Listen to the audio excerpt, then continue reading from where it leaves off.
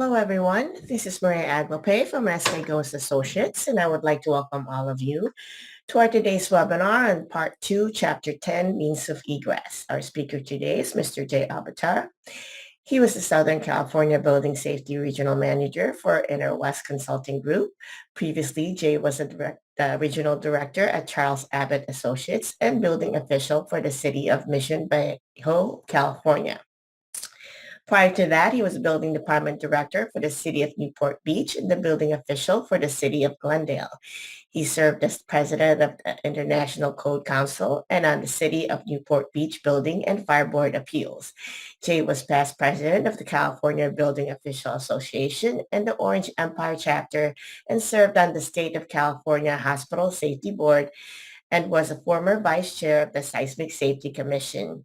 Jay also had hands-on experience in building design and construction and an expert in disabled access and building codes. He is the ICC and CalCode instructor and taught code classes as well as courses designed to help engineers prepare for license exam.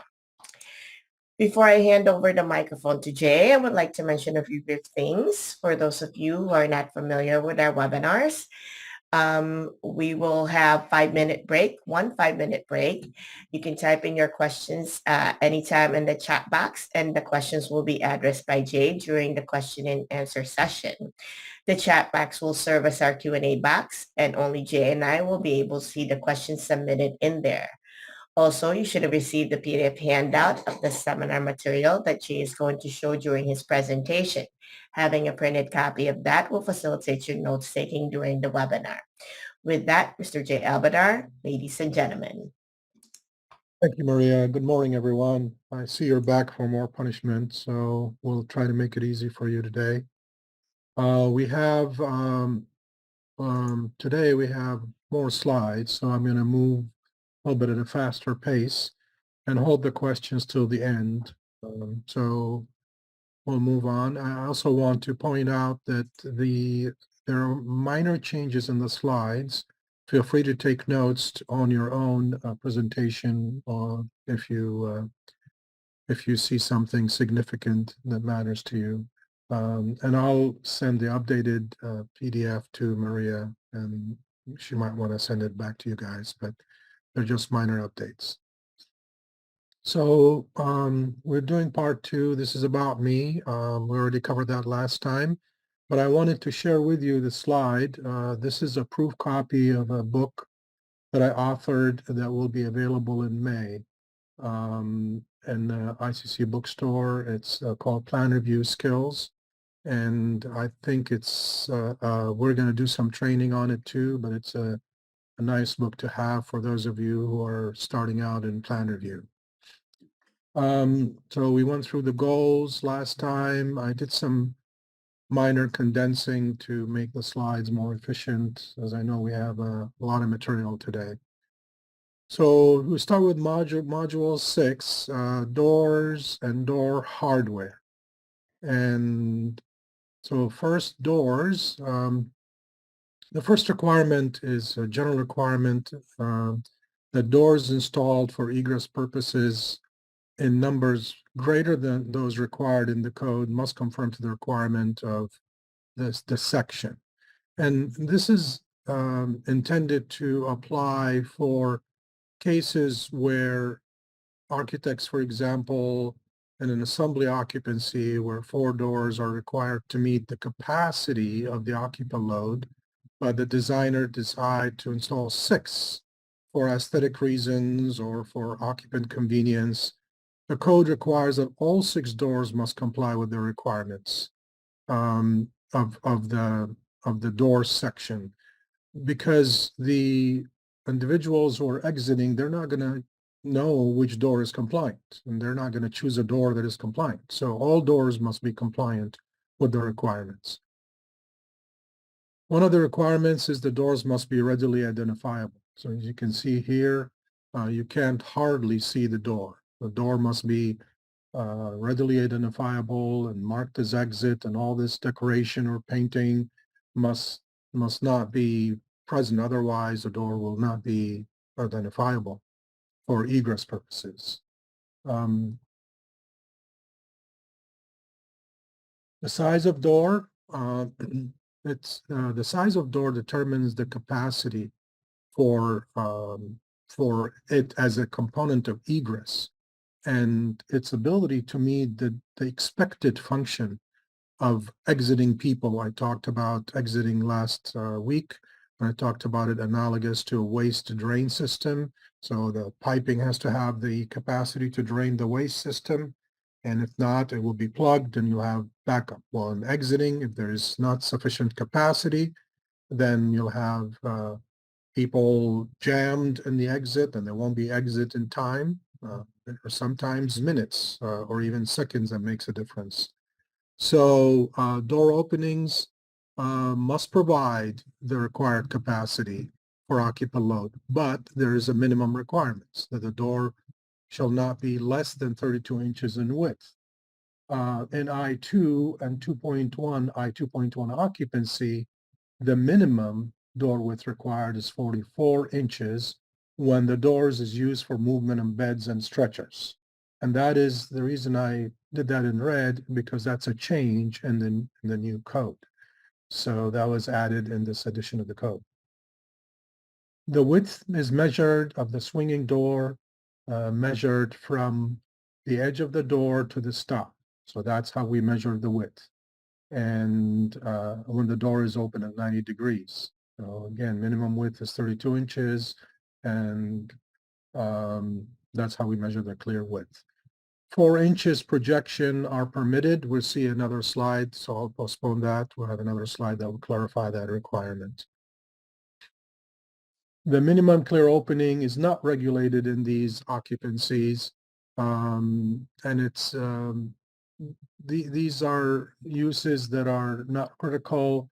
For example, non-egress doors in group R2 and R3, doors to storage closets less than 10 square foot in area, revolving doors, power operated doors, interior doors in dwelling units or sleeping units that is not required to be accessible, and 28 inches in group R3 resident sleeping units not required to be in accessible units.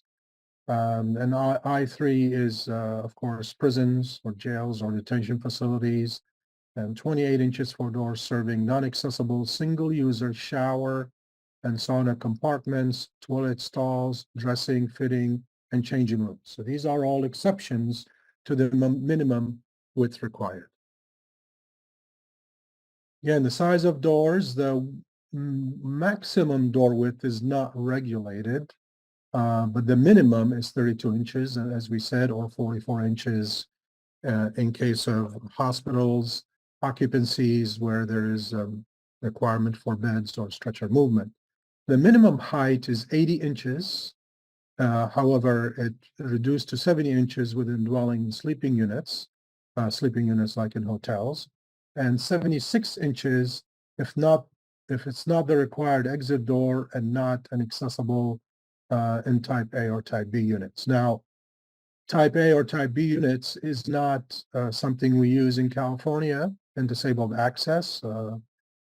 Chapter 11A control the requirements or has the requirements for housing or residential occupancies, and 11B is for non-residential. And we have webinars covering 11A and 11B part of this webinar series. For the projection that we saw a little bit earlier, so the code allows maximum 4-inch projection and into the required clear openings, but it must be above the 34 inches. So that's at that point, 4 inches projection. And there's no limit on projection when we're higher than 80 inches. And this is an allowance into the required clear width height of the openings. And basically, it's a reasonable range of protection for hardware and trim and so forth. So you can see the hardware here is shown right above the 34-inch line.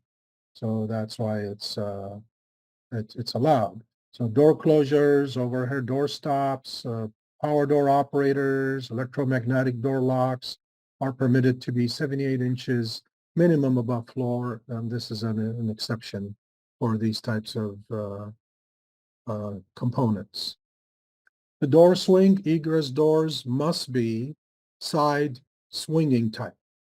And the swinging hardware can be either a hinge or a pivot in the case of a balance door. A balance door is normally known as defined as a door equipped with double pivoted hardware that is designed as to cause semi-counterbalance swing when it's activated or pushed. So doors must be side hinge swinging, like I stated earlier, pivoted or balanced door type. There are exceptions. They're listed here. And the exceptions are in private garages, office, factory, or storage areas with an occupant load less than 10. In I3, again, prisons and jails and detention facilities and so forth. I won't go through these exceptions, but you can just look at them later. The last one, in other than Group H occupancy, manually operated horizontal sliding doors from spaces with an occupant load of less than 10 is permitted. But in Group H occupancies, you must provide side hinge swinging doors. Same thing, revolving doors are not permitted in Group H occupancies, or horizontal sliding doors or folding doors because of the nature of that occupancy with the hazard. So occupant needs to exit very quickly. And so all these other doors or exceptions are not allowed for H occupancies. The door swing for pivot and side hinge doors must swing in the direction of exit travel. And we're serving a room or area containing an occupant load of 50 or more, or as I said earlier, Group H occupancies. And this is a change in the code that happens after the Beverly Hills Supper Club fire in Kentucky, which was the seventh deadliest fire in the country in the history. And it occurred in 1977. And what happened, it was a holiday weekend and there was a banquet. It was overcrowded, exceeding the occupant load by far. There was a wedding reception in another room. The exiting was not clear. There was a lot of corridors and maze and so forth. And the wedding finished and there was an electrical fire. Cleaning person saw smoke, discovered the fire, opened the door, which was a problem because by opening the door provided oxygen and there was a flash point. So the fire spread quickly to the banquet room. Within 2 minutes or so, people tried to run and get out to exits, and the door swing was not in the direction of exit travel. Over 165 people died. About 130 bodies were found near the door because they're trying to open the door, but people are in queue pushing back, and the momentum of people pushing the people in front wouldn't allow them to open the door. So as a result, the code changed, and now doors must swing in the direction of exit travel. Anyway, you can Google the Beverly Hills Supper Club fire, and you'll find a lot of information and more details if you have any interest. The force to unlatch the door, where door hardware operates by push or pull, and this is the code regulates the operational force required to unlatch the door. And that is because people who has maybe they're older, they don't have the ability to exercise large amount of force to open the door. So the code regulates the amount of force required. And that would be in general, I'm going to talk about it in general when we go through the slide. That would be a challenge with the energy requirements when we have, and fire doors. With energy requirements, we have seals and we have heating and air conditioning going. So sometimes you have a vacuum and it's hard to open an exterior door. Or in terms of fire doors, they have to have closures and they have to have tight seals, tight fitting. And in that case, there's, again, it's a challenge to open the door. So the code does allow certain allowances for these types of doors. So So let's go through the slide. For push and pull, the operational force to unlatch the door shall not exceed 15 pounds. For rotation, in that case you see in the picture, the operation force to unlatch the door shall not exceed a moment of 28 inch-pounds. For interior swinging doors that are manually operated, other than fire doors, it's 5 pounds. And that's the general number for interior doors. You see 5 pounds. For other swinging doors and fire sliding doors, folding doors, fire doors, not more than 30-pound force to set in motion at first, and 15 pounds to complete the action in the full open position. So again, these are requirements. Hard to measure during inspections. However, there is door gauge, force gauge that inspectors should have, and to measure the force of opening doors. And of course, in disabled access, the requirement is even more critical. So here is graphically for fire doors, exterior swinging doors, sliding doors, folding doors, and this is for exterior swinging doors because of what I mentioned, the energy requirements, tight fitting, and so forth. So 15 pounds to fully open the door and 30 pounds to set the door in motion.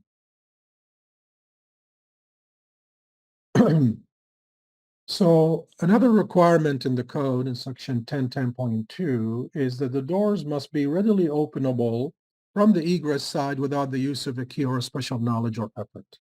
And that is critical because in case of fire, as I mentioned earlier, for example, in the Beverly Hills Supper Club, there was not enough time to exit. And if you have to look for a key or you need a special effort to open the exit from the egress side, then you waste valuable time. You know, even if you find the key, for example, if it's keyed hardware. So the unlatching of egress door must be single action or one motion. So single action hardware where you basically push the lever and the door opens. And you see that in commercial buildings, office buildings, and so forth. There are exceptions, places of detention or restraint, such as I3 occupancies. There are locations where deadbolts are permitted, bolt locks, and we'll cover those, or doors with automatic flush bolts, or doors with individual residential units as permitted. The height again is between 34 to 48 inches for bolts, latches, and this requirement applied to make it usable for people and people with wheelchairs and so forth. There is an exception for pool gates, self-latching at 54 inches, inches maximum above finished grade. So this is to make sure that children do not open pool gates and end up getting into the pool and drowning. So that is an exception to the requirement in gates. However, it's 48 inch to 34 inch. When do we permit locks and latches? Locks and latches, there are several exceptions, and I selected a few. So for example, we have an exception number 3 where we can allow locks and latches, a main door or doors permitted to be equipped with key-operated locking device from the egress side where 3 conditions are met. It's either group A with less than 300 occupants, group B, F, M, or S, places of worship. However, there must be a visible sign stating this door to remain unlocked when this space is occupied, and the locking device is readily distinguishable as locked. So you can see in mercantile occupancies, for example, you see that in grocery stores and hardware stores. And then at the end of the day, the staff will lock the door and when there is no more business conducted. Now, this allowance to install these locking devices may be revoked by a building official for due cause. I have encountered myself, for example, in grocery stores, late at night, there will be two doors, two main entry doors, and they have the sign, this door to remain unlocked during business hour, and they're conducting business. And due to security or inventory control, they would lock one of them and put even a card to block it. And they're still operating, even though in spite of the sign says this door to remain unlocked during business hours. So possibly in a large store, they may have diminished the exiting capacity. Now it's only one exit available. So that's a violation of the building code and the fire code. Um, the building official could revoke that use, and the fire marshal could come in and issue a violation and force the door to be open. Otherwise, they could close the store down. So anyway, so that's an exception to number 3. There's an exception number 5. It's for individual units or sleeping units, such as in hotels. Sleeping individual dwelling units or sleeping units group R having an occupant load of 10 or less. So this is to address the need for security in residential dwelling or hotel rooms, apartments, dorm rooms, or townhouses. And in this case, the reason it's allowed because the occupants have the familiarity of the operation of the door. They're there, they frequent the place a couple of times in a hotel in their own dwelling units. They know that's their units. So they can, it's permitted to have a deadbolt or security chain. And there is no height limit for the deadbolt or security chain. And certain residential dwelling units where they have children, you see the security chain is high up to afford security, so children cannot open the door and go out on their own. So there is no limit to the height of the deadbolt or the security chain. However, the hardware to unlock the door, to open the door, is still controlled by the maximum limit of 48 inches, 34 to 48 inches. Continuing on, for bolt locks, manually operated surface-mounted bolts and manually operated flush bolts are prohibited. And these are, you can see a picture of samples of these types of bolts. There's exceptions. Doors in individual dwelling units or sleeping units that are not required for egress. The inactive leaf of a pair of doors that serve a storage or equipment room. And that is a change in the new code, the 2023 LA Building Code and 2022 CBC. The other exceptions, again, in Group B, F, or S with an occupant load of less than 50. For the inactive leaf, so you'll have the lock on the top. So the inactive leaf will not be open in a double leaf door. Again, in an inactive leaf of a pair of doors for these occupancies were for the sprinklers and inactive leaf serving a patient care rooms in Group I2 occupancies, like in hospitals. When you have the inactive leaf, then you have to have clear sign for exiting, and that the door, the active leaf of portion of the door is adequate to accommodate the required exiting capacity, occupant load. The other leaf is available and can be unlatched manually for operational reasons, like you want to move furniture or you want to move stuff that are large enough, so then you can unlatch the double leaf. So that's where this is permitted only in these circumstances. Panic hardware and exit hardware, they're required in swinging doors serving H occupancies. This is the push bar. You run and you push in the direction of exit and the door opens. And group assembly occupancies with an occupant load of less than 50 with certain exceptions. And we talked about this earlier when the main exit door with an occupant load less than 300 or its place of worship. Doors permitted to be electrically locked. Exit access door serving occupied exterior areas in accordance with this section number 8. Courtrooms in compliance with section 10.10.2.13 number 3. And courtrooms have special requirements because during court, when the court in session, you have security requirements and you have an inmate there. So we'll cover that in delayed egress devices shortly. Group E occupancies with an occupant load of greater than 50, then that's required. Door permitted to be electrically locked per this section. So that's panic hardware. So the requirement for door hardware release for electrically egress doors. So we're trying to provide requirements where you have an electric door locking system, such as electromagnetic lock. And this lock will be released by door-mounted hardware, whether it's a panic bar, a lock set, or touch sense bar. And all of them have an integral switch when actuated by using the hardware cause the electric lock to release, allowing an immediate release in for egress. And again, so this does not even require a force. You just touch and the electric lock will open. So it's permitted in all occupancies other than group H. However, the hardware must be operable under all lighting conditions, be capable of being operated by one hand, immediately release the lock upon activation, and when you have a power failure, it will fail in the open position.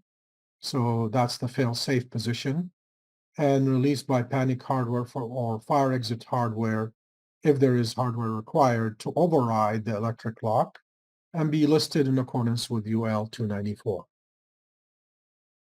Next is delayed egress. Delayed egress locking system are permitted to be installed in the following occupancies. Group B, FI, MR, S, and U. Group E classrooms occupant load of less than 50. Group A3 and B courtrooms. This is the courtrooms we're going to talk about in sprinkler buildings, but it's not permitted on main exit or exit access doorway. And the purpose of this delayed egress, there are special needs about internal security. So you basically push and the door won't open immediately. There is a delay. But then there is an alarm that will sound. So for example, in residents for group I or group I2 occupancies where they have Alzheimer and they're there in the facility and they tend to wander and they go to the exit and push, the door won't open. The alarm will sound and it will sound for 15 seconds. And sometimes in these occupancy it can be delayed for 30 seconds because there could be an elopement involved here, or those individuals could, leave the building and they could be exposed to traffic, weather, and other hazards. So then the caretakers will be alerted and there will be a panel. They know which door there that are somebody's attempting to open, and they would basically go up and prevent that action. In group M occupancies, it's for inventory control. So people will not, steal merchandise. So if they want to go out the back door, it's a required exit, but it has delayed egress connected to alarm, and they can't just run from the outside without the inventory control and the security staff watching them, but the delayed egress and the alarm will sound, and then they'll be able to apprehend anybody. The building must be equipped with sprinkler system and or automatic smoke or heat detection system for these delayed egress devices to be installed. Egress path from any point shall not pass through more than one of these systems, and the maximum of two system permitted under special conditions in group R occupancies. We'll see a picture shortly. There has to be a sign in other than group I occupancies to above and within 12 inches, and emergency lighting must be provided on the egress side of doors. And locking system shall be listed per UL 294. And this delayed egress is initiate an irreversible process. So it's not reversible. When you push, then the alarm will sound. You can't stop it now. It's just already started. And when the push is pushed on the door, then again, activate the audible signal, and once the delay electronics has been deactivated, rearming it has to be done manually. So here's a picture of a delayed egress. You can see here, this is inventory warehouse like a Home Depot or Lowe's. And it says, push until alarm sound, door can be opened in 15 seconds. It is an exit, has emergency lighting, and everything is compliant. Now, what's concern is sometimes in fire doors, you see this little door stop here. We'll talk about that later. Sometimes people use that. But this is not a fire door. It's an exit door. I just thought of mentioning that door stop. Special doors, there are special provisions apply to these doors. They're revolving doors, power operated doors, special horizontal sliding, accordion or folding doors, or security grills. So there are requirements for those. We'll talk about some of them. And revolving doors, this is a whole set of requirements here for revolving doors. The distance between the revolving door and the stair or escalator has to be 10 feet minimum. There has to be an adjacent side hinged door in the same wall. So you can see they have to comply with Building Hardware Manufacturer Association standards A156.27. It has to be capable of breakout and after breakout must provide an aggregate width of not less than 36 inches. 10 feet of the foot or step of the stairway or escalators, dispersal area shall be provided. So all these requirements are specific to revolving doors. They're in section 10.3.1. And they should not be part of an accessible route required by section 1009 and chapter 11. So section 1009 is accessible means of egress. And chapter 11 is, of course, disabled access. For power-operated doors, they also must comply with one of the following standards. Again, the Building Hardware Manufacturer Association standards 156.10 or 156.19. And they're power-assisted low-energy swinging doors. You push and then they open. Corridors and exit passageways. We talked about that last time and we had some questions as kind of a vertical enclosure be considered an exit passageway, and the answer was not. And the difference between corridors and exit passageways. And next slide, we'll see it here.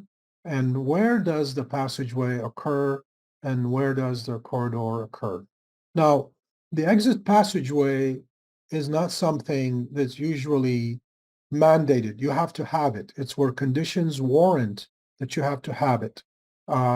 So you'll have it when you exceed your travel distance, where you need, you have a rated corridor opening into an unrated area. Well, that's not allowed because you cannot diminish the level of safety. So then you would put an exit passageway. So it's actually a tool used by designers under certain conditions to accomplish a safe egress.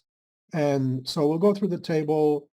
Component of egress corridor is in the exit access, used an exit access component of the three egress systems, the exit access, exit, and exit discharge. The exit passageway is only considered an exit.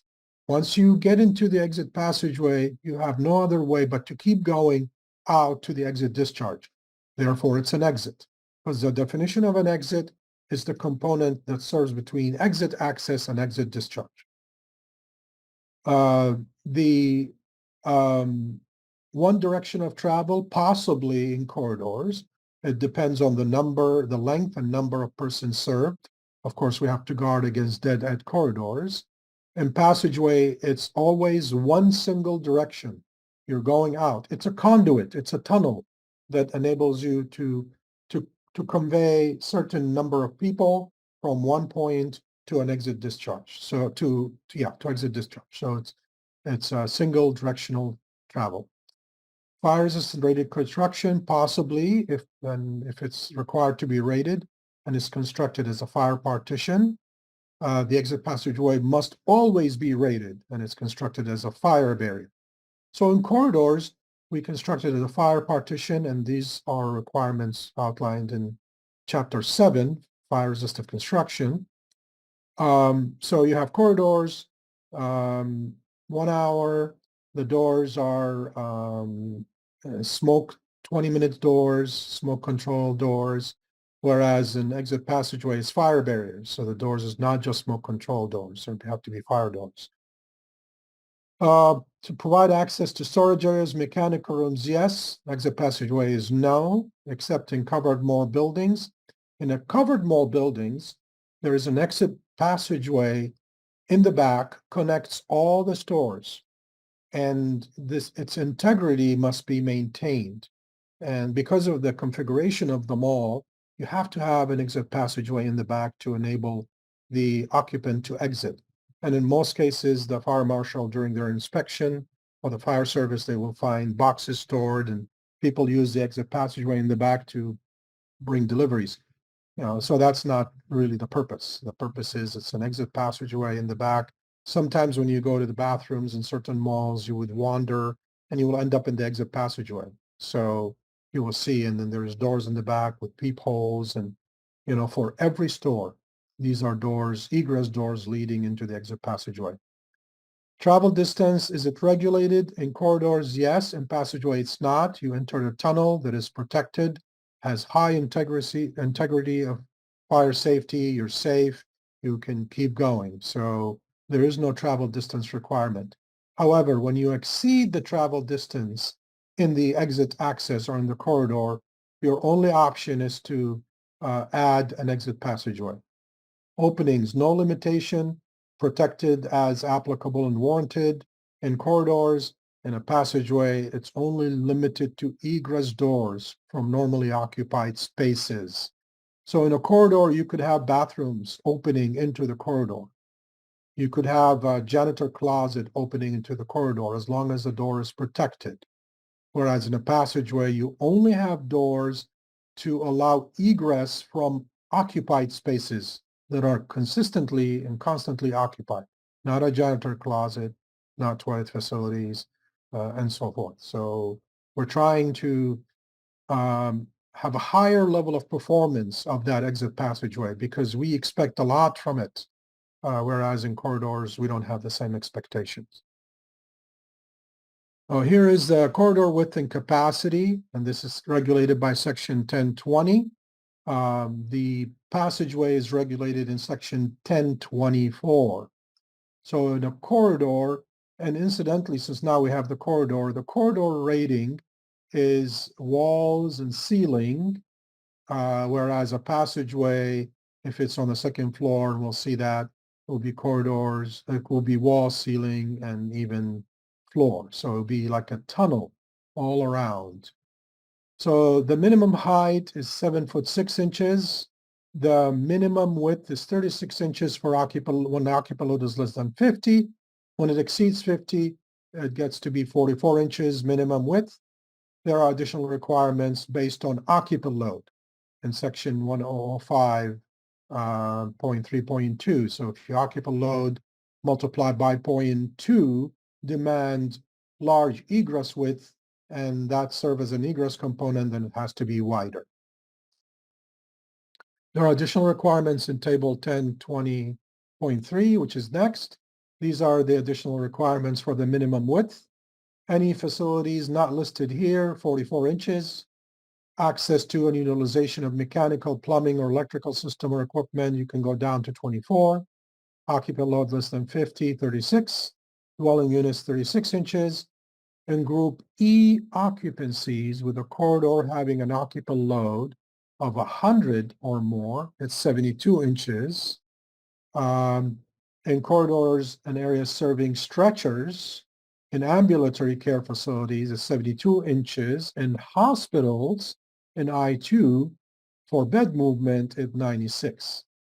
And that's sometimes, people like in 72 inches and 96 inches, we always have a battle with certain facilities like dialysis treatment. Dialysis treatment, you have the proponents of dialysis treatment for kidney disease, push for B occupancies. And some building officials and code consultants, yours truly, believe it should be an I2 occupancy or an I2.1 because the patient is unable um, they're not ambulant. They cannot, especially in hemodialysis, they cannot just disconnect and get up. And possibly they're not in shape because when you go through dialysis, you are not feeling that hot. You're dizzy and, you get into a state where you have recovery and so forth.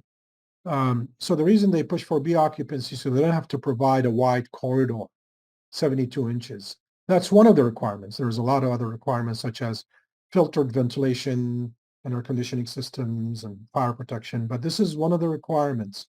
And anyway, so I don't know where the debate ended, but there are certain facilities was considered high occupancies and certain facilities got away with B occupancies. So the width of passageways, aisles, and corridors, they're very critical to allow not only the occupants circulate comfortably in the building throughout the area in non-emergency conditions, but the most critical part in emergency situation, the egress path must provide the width to accommodate the number of people that are traversing that corridor or passageway or aisle to exit safely. Encroachment in corridors, there's two requirements, and both requirements do not apply to dwelling units and sleeping units. And the first requirement is when the door in the fully open position, when you open it 180 degrees, should not encroach more than 7 inches into the required width.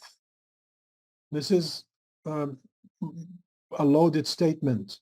If my required width is 36 inches, so when the door opens in the fully open position, I must have 29 inches left.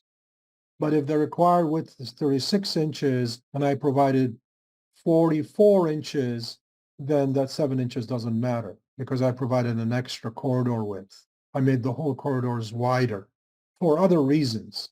But again, it must not encroach 7 inches in the required width, not just the width per se.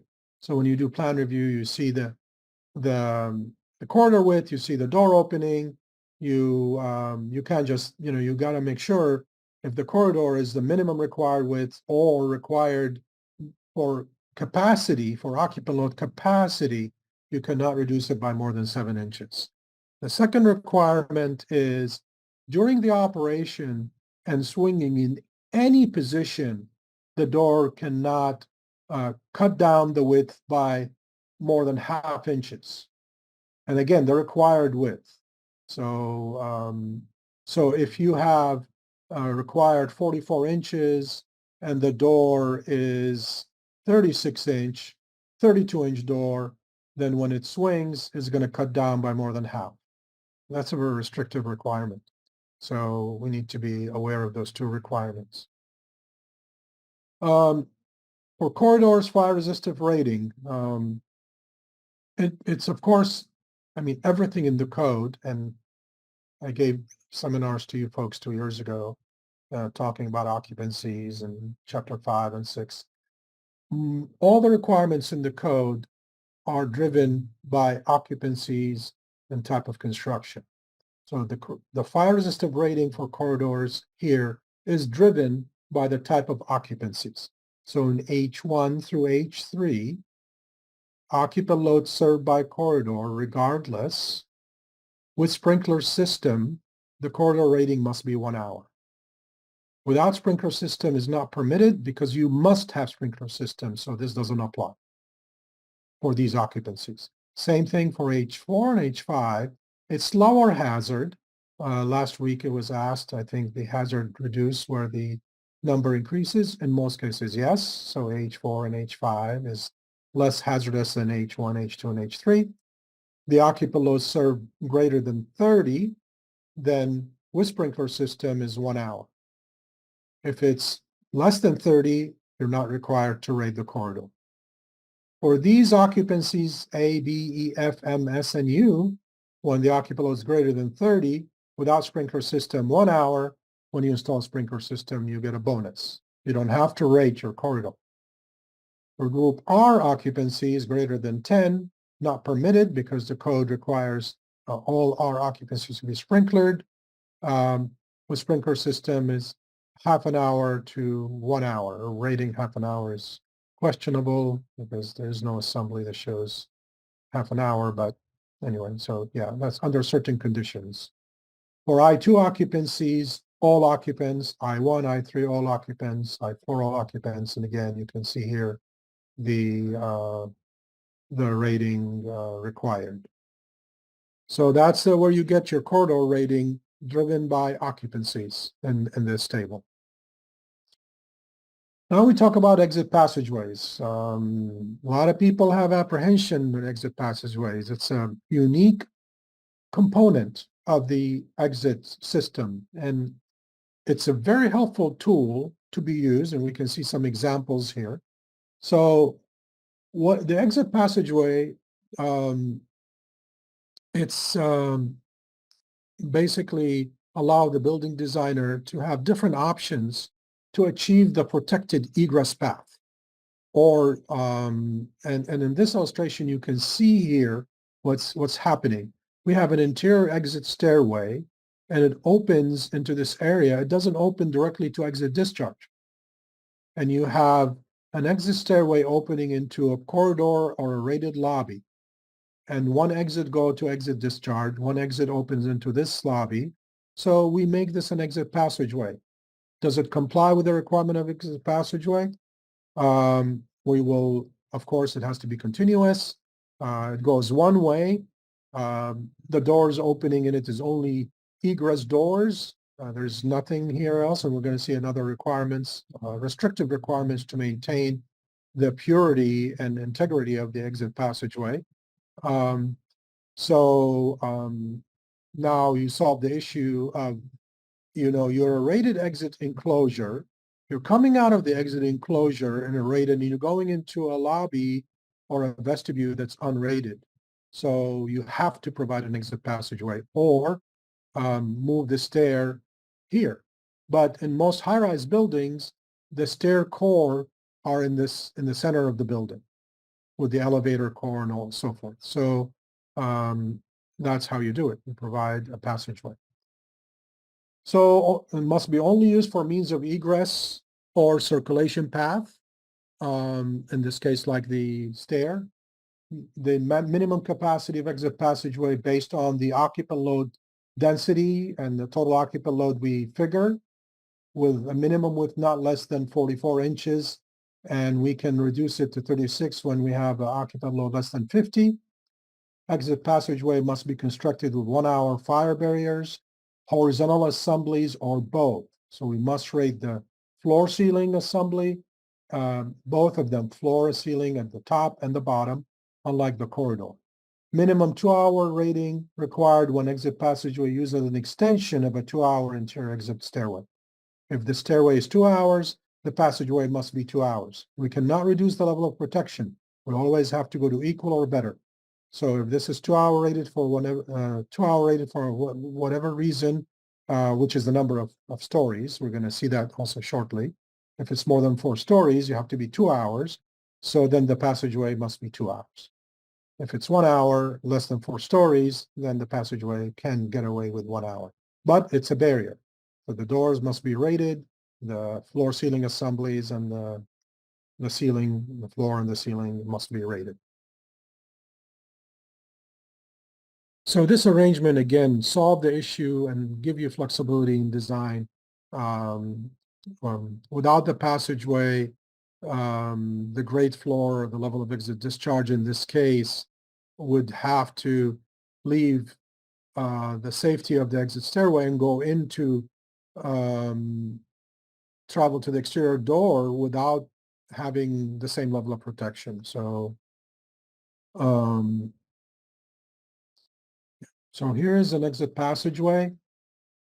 Doors 1 hour rated in a 1 hour passageway, 1.5 hour rated in a 2 hour passageway. In a corridor, it could be 20 minutes door. No door openings other than doorways from occupied spaces. And again, it's 1 hour or 2 hours if it's extending stair enclosure.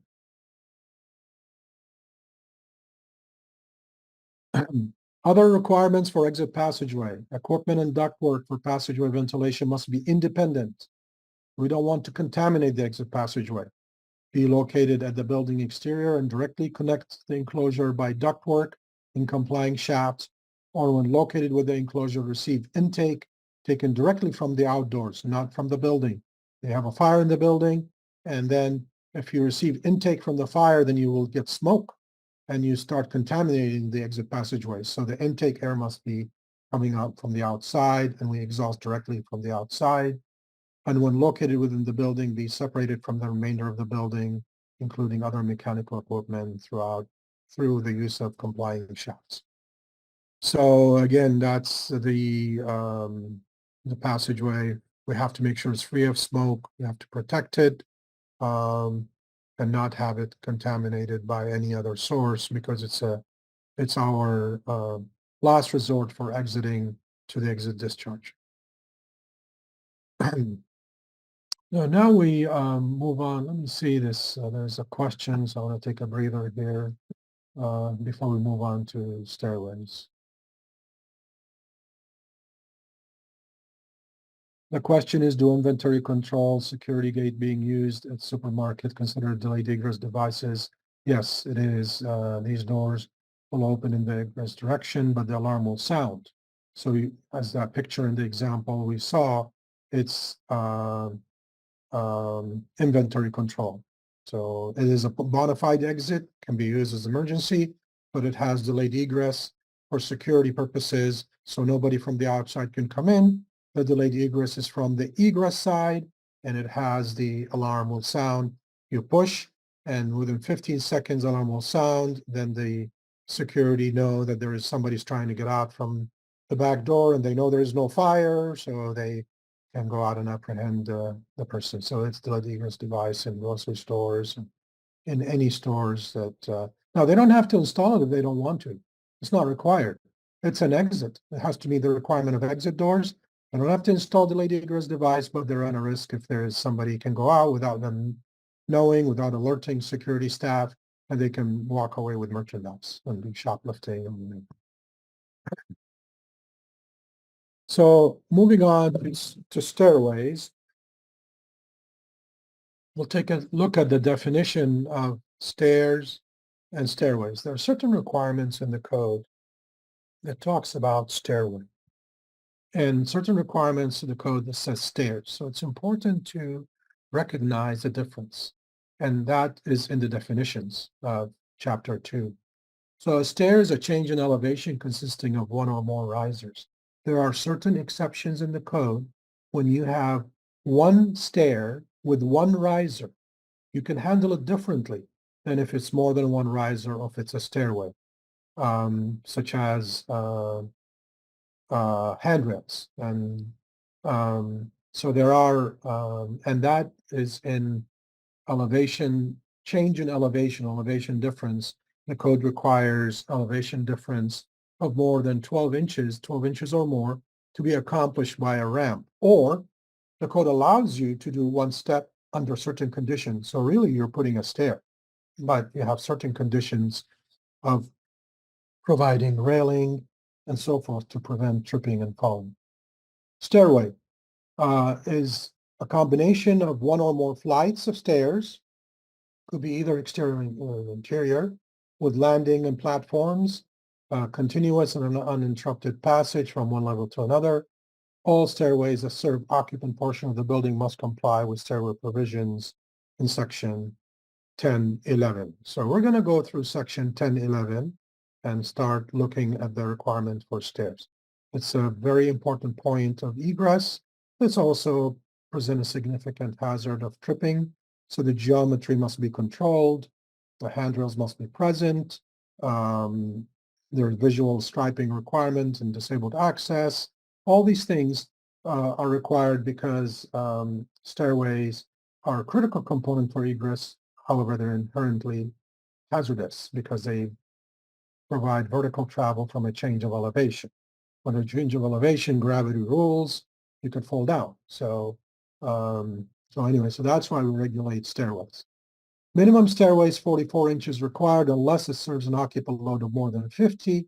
Less than 50, then we can reduce it to 36 inches. And of course, the required capacity for stairways must be determined by the occupant load calculations. And I hope you remember the factor to determine this minimum stairway width required for capacity calculation, exiting capacity calculations. And in stairway was 0.3, whereas in corridors, horizontal was 0.2, because if you remember last week, we talked about stairways require longer time to go down the stairs versus running straight horizontally. So the factor is wider. 0.3 inches for every occupant is required for in 1005.3.1. So here is it graphically: 44 inches for more than 50, 36 inches for less than 50. But we still have to, of course, maintain the capacity. So the capacity may require more than 44 inches. So then we have to make the stair wider. These minimum requirements are presented for also operational reasons, moving furniture, things like that. Headrooms, projection into the required width, horizontal projection. Projection to required width not to exceed 4.5 inches at or below the handrail height. We'll see the handrail height shortly.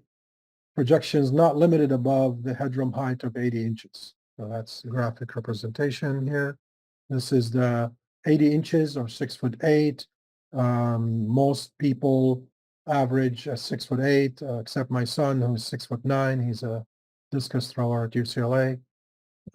So generally the overall population is 6'8", shorter than 6'8". So and this is to make sure there's visually the obstruction is available.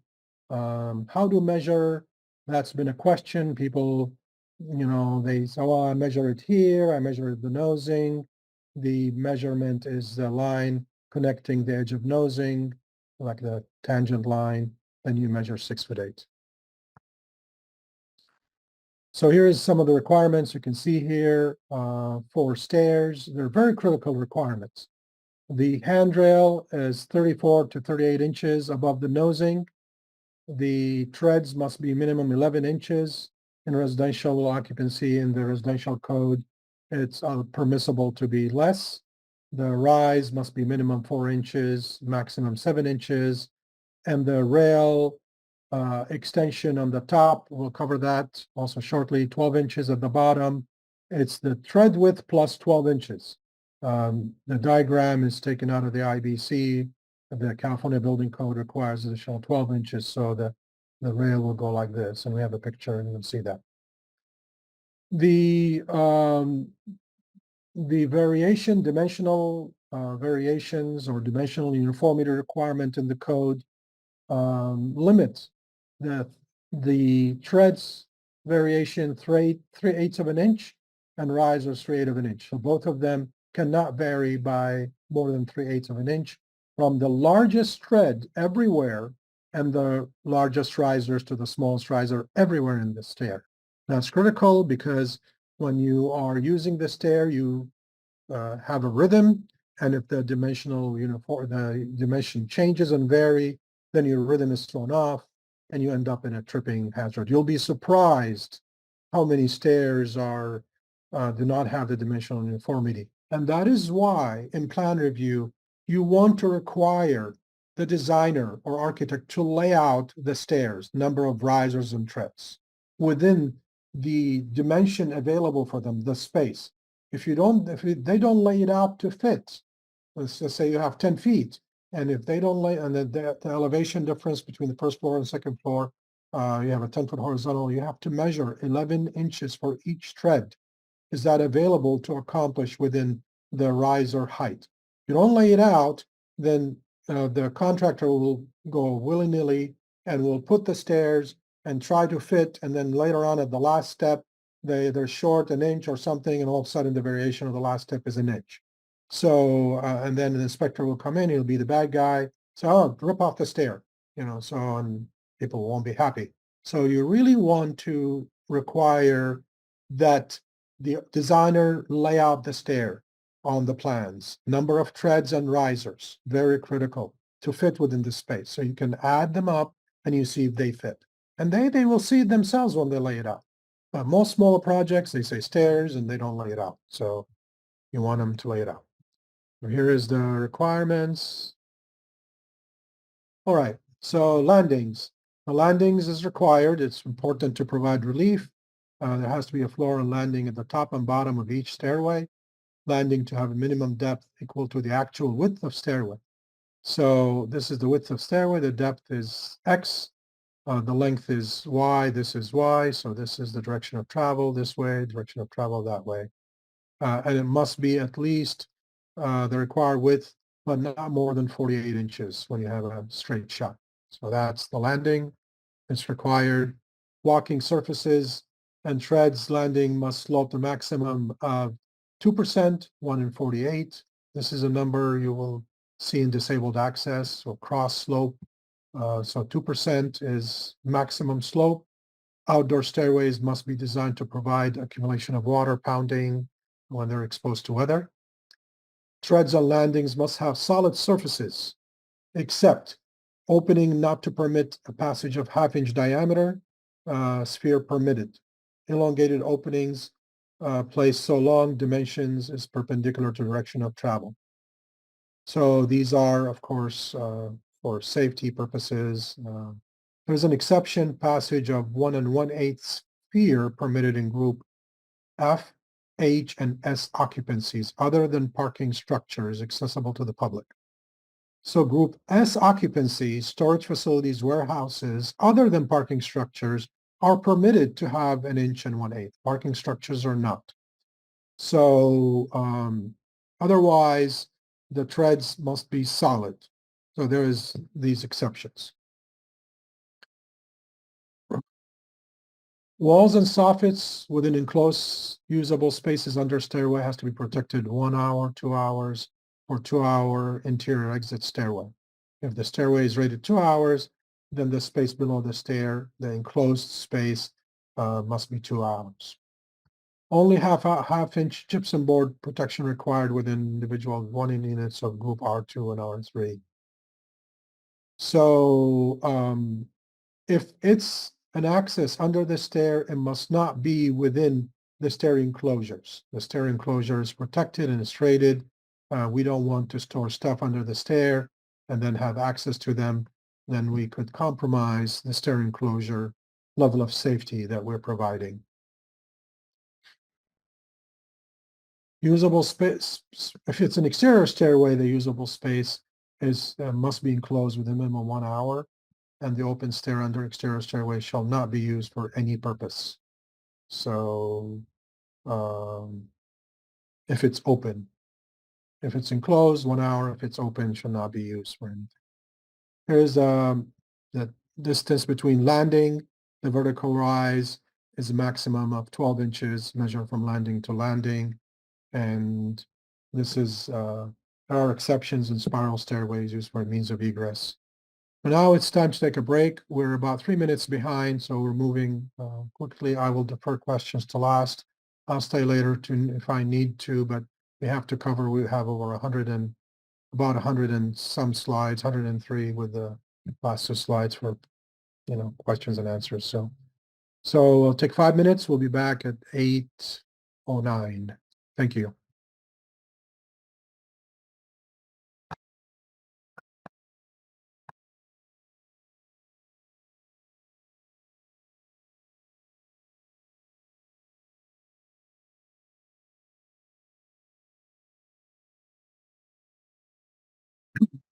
All right, we're back after break. I looked at the questions. We'll answer them at the end with the time allotted. If not, I'll stay a little bit later until all the questions are answered. So if you have a question, you have a minute to stay behind. I'll make sure I'll answer your question. So curved stairways. We're still in stairs. It's a very important part of exiting system, as I said. Curved stairways has regulations, and these used to be called, for those of you who are familiar with the older codes, they used to be called circular stairways. However, they were very confusing to designers and contractors from these. These are called spiral stairways, but they look like a circle. These are sort of a large stairway, sort of monumental stairway, and they call it circular. So the code changed the name now to call it curved stairways. A curved stairways has winders.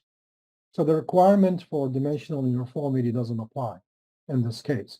But there are other requirements. For example, in 12-inch distance from the inside diameter or radius, 12 inches has to be 11 inches minimum tread, and it could widen uh, up, toward the end with the curvature. Treads and risers must be of uniform size and shape. There is no provisions for dimensional uniformity here. Of course, there's construction tolerances, but there is it's expected that everything is the same. And the minimum dimension at the inside radius, not the outside radius, is 10 inches.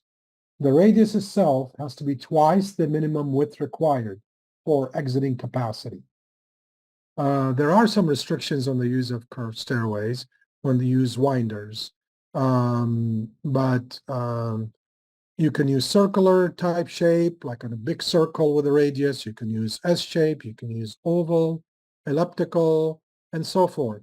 And this is basically what is happening is a non-concentric movement, and you have winders. So that's why there is regulations to allow for, for example, here, the distance from the inside radius to allow for the foot to the average foot shoes to fit. And you have, basically you can step safely and use the stair.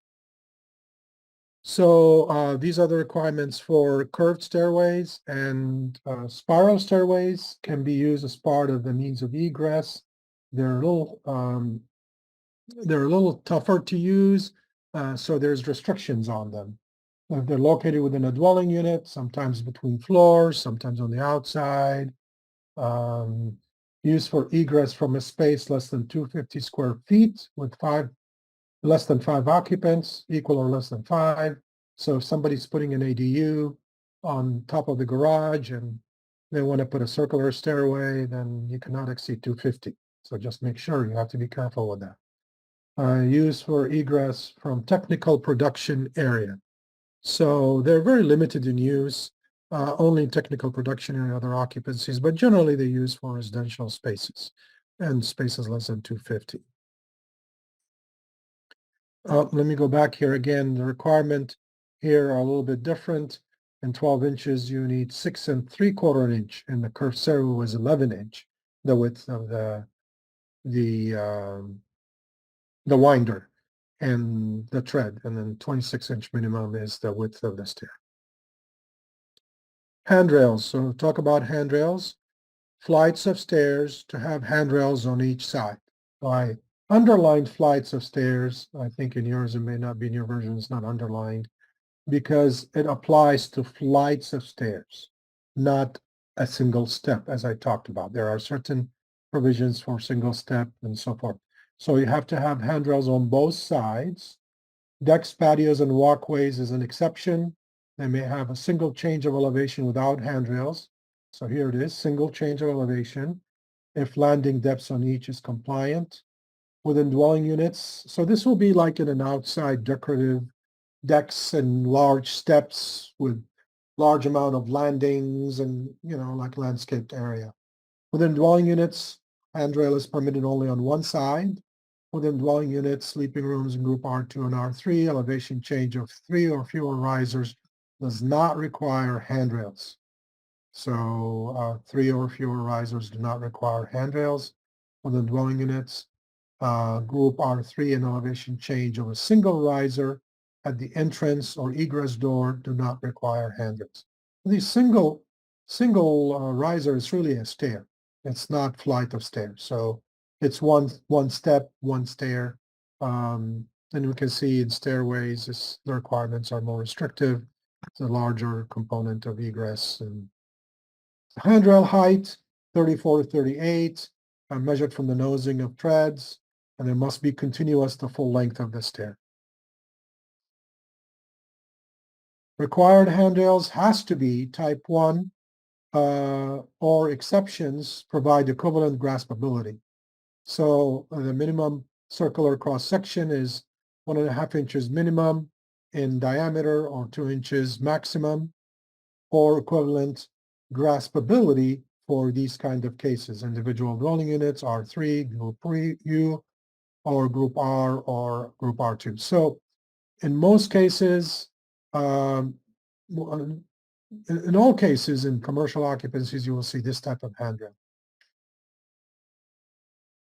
Here's type 2 handrails only permitted in Group R2, Group R3, and U, and so forth. So there's dimensional requirements that regulate the shape, more like design handrails, and so forth. The only controlling thing here and what we're trying to accomplish is to be able to grasp the handrail firmly and slide the hand along the rail. And that is why we have these requirements. The hand gripping surface to be continuous without interruption by unusual points or other obstructions. And this is in cases, we'll see the next picture, but let me continue here. Handrail basters attached to bottom of handrail are not considered obstruction if no projection beyond handrail within 1.5 inch of the bottom of handrail, and the space between the wall and the handrail is 1.5 inch. And here is the graphic presentation. So this is the graspable portion, and we have 1.5 inches. So space. So therefore, it's not considered if it's attached to the bottom. So the person, when they're walking down the stair, they're grasping without having their hand tangled with this gripping portion. Same thing here. There have been cases where the support is mounted here on this side, and there have been cases where people are sliding down the stair, their hand will get tangled with this obstruction. And there have been cases where people are going down fast, they trip and fall, their hand will get tangled, and they will dislocate their shoulder, break their arms if they're falling because their hands are tangled. So that's why the code requires the placement of the supports as such, and the continuity. Very, very critical. Handrail shall return to a wall, guard, walking surface, or continuous to the handrail on the adjacent flight of stairs. So here's the return to the surface. And the purpose here is that to prevent a person from catching an article of clothing or satchel straps, or from being injured by falling on the extended end of handrails. Well, here's the handrails. If they're not continuous in flight, so you have 2 flights and you want to landing and you want to stop it, or in regular stairs, 12-inch minimum at the top, at the bottom, the width of the risers. Here is the California Building Code and the LA Building Code requirement. So the extension at the bottom is the width of the tread plus 12 inches. So the width of the tread plus 12 inches. 12 inches plus tread width. So you can see here. And we found the California requirements and disabled access requirements is the person, when they're going down the stairs and they trip and they fall, they need a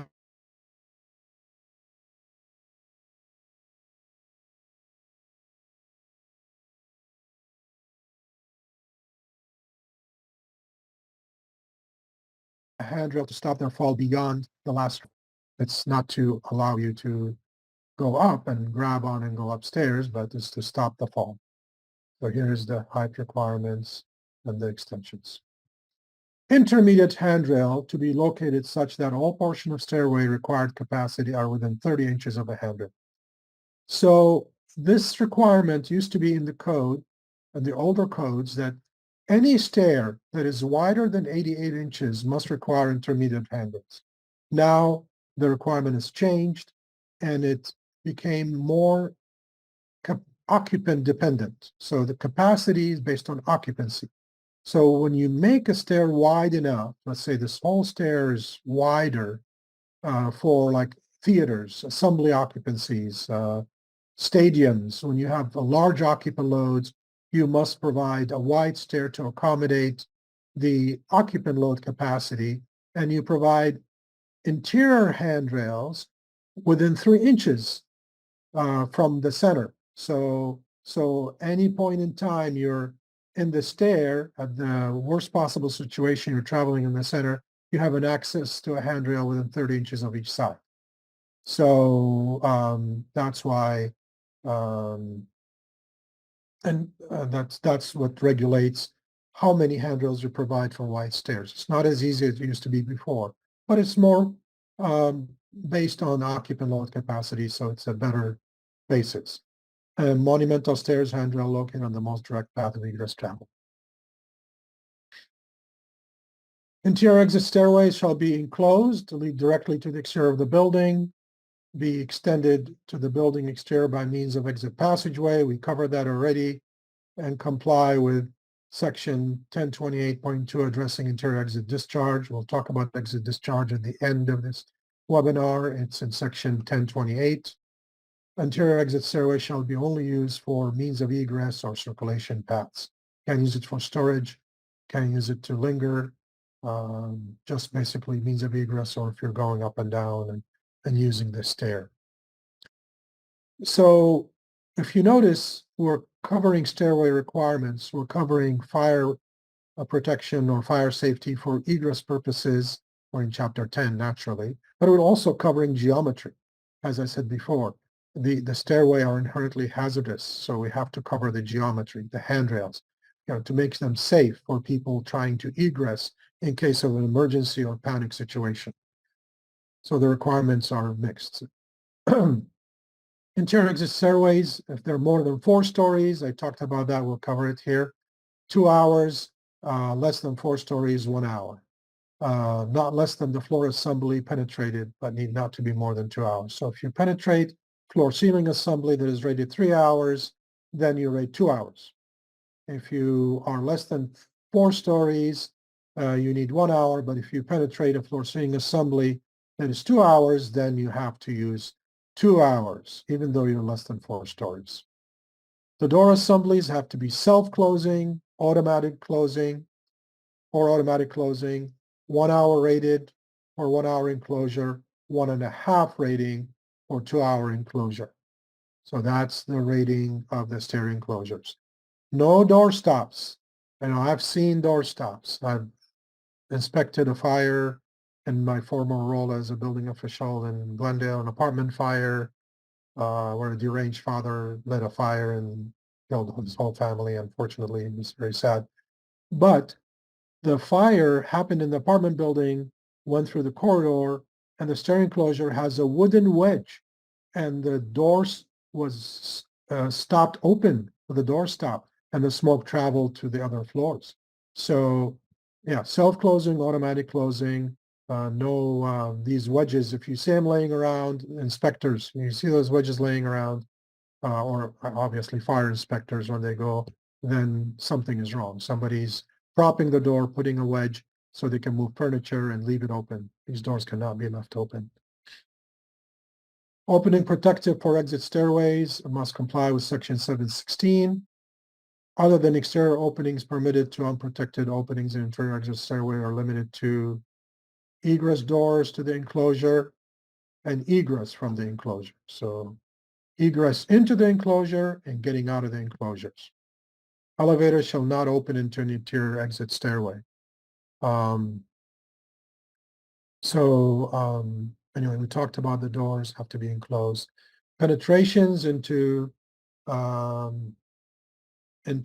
through interior exit stairways. They're generally prohibited with the exception of the following. And you can see here equipment and ductwork necessary for independent ventilation or pressurization. So in a high-rise building, the stairway enclosure must be pressurized. So there won't be any smoke getting into the the stair enclosure. So then you need penetration for equipment and ductwork to provide for that pressurization. Penetration for fire protection system, two-way communication, raceways for communication system for fire department, and so forth. So, and of course, structural elements, if you have beams and joists penetrating the stairway.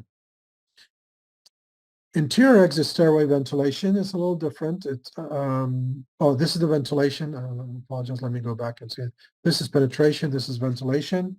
The equipment must be located at the building exterior and directly connect to the enclosure, a lot similar to the passageway. When located within the enclosure, must receive the intake directly from outdoors. So again, to maintain the integrity of the vertical enclosure. And here where you can see the similarities. I know last week somebody asked, well, a stair enclosure or passageway. Well, here's some of the similarities, but they really behave differently. I mean, for one thing, the width of the passageway, you multiply by 0.2 to determine the capacity of the occupants, the occupant load, whereas the stair is 0.3. So, and some other things that are different. Interior exit stairway, this section here in the code does not require exterior walls of an exit stairway to be of the enclosure of exit stairway to have the same fire resistant rating of the interior walls. So these are exterior walls and they can be non-rated in this case. However, the protection required is to guard against a fire happening in the building and compromising the stair. So you must rate within 10 feet, 1 hour, and the opening must be protected 3/4 hours. And the height of the protection must be 10 feet above the topmost landing. Now, you can get away with this in theory if you rate the enclosure, the exterior rating of the interior stair here. So this is interior stair, but has 2 exterior walls. So the protection, again, is from the building itself. So that's a requirement in the code that most often than not overlooked. Exterior exit stairway, these serve, again, as means of egress. They're limited to 6 stories.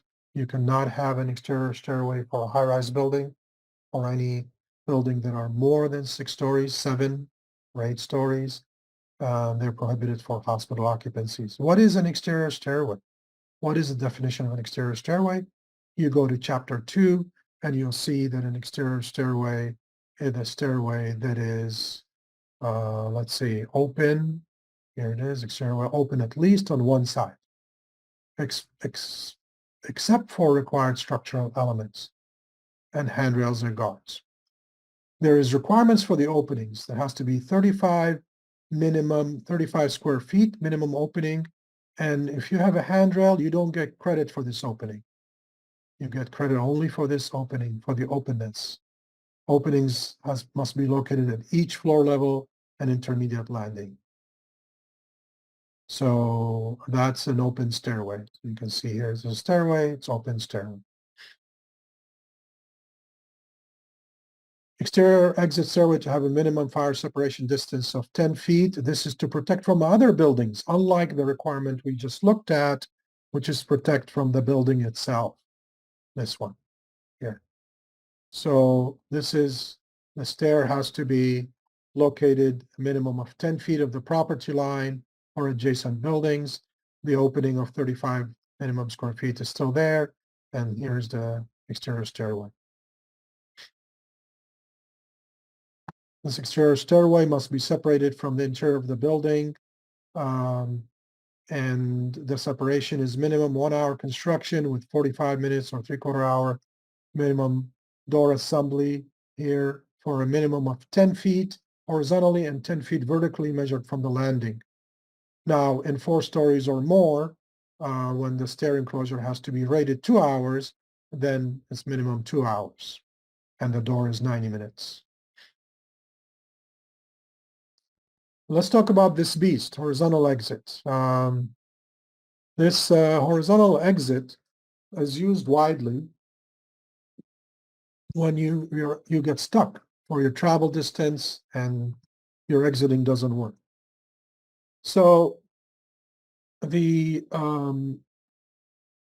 horizontal exit concept is used to compartmentalize the building and to provide basically a defense in place where you're here and you have a fire here and then you go into a safer place.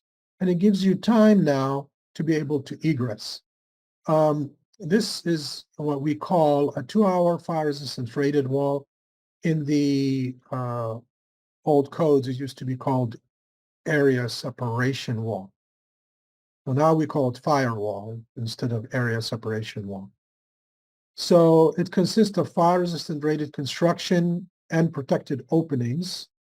It, again, to compartmentalize portion of a building and create a refuge area where you could go from one area to the other and protect it from fire and smoke of the area where the fire originated. It serves as an exit. It's considered an exit in the means of egress. And in this case, this is a one direction. In this case, there's two direction. In case there's a fire here, then you exit from here to here and vice versa. Horizontal exit shall not serve as the only exit. You must always have another means. So in this space, we have one way out, and this is the second way. And the capacity of that door shall not serve more than half the total occupancy, number of occupants. There's an example of horizontal exit. So we can have here 2-hour, area A and area B.